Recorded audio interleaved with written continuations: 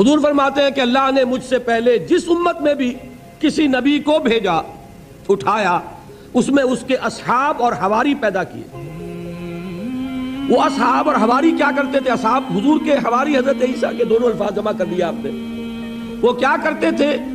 وہ اپنے نبی اپنے رسول کی سنت کو مضبوطی سے تھامتے تھے اور جو حکم وہ دیتے تھے اس کی تعمیل کرتے تھے۔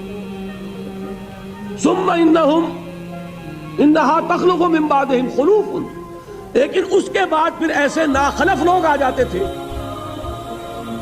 وہ کیا کرتے تھے؟ یفعلون ما لا یؤمرون، کرتے وہ تھے جس کا حکم نہیں ہوا، وہ یقولون ما لا یفعلون، اور کہتے وہ تھے جو کرتے نہیں تھے۔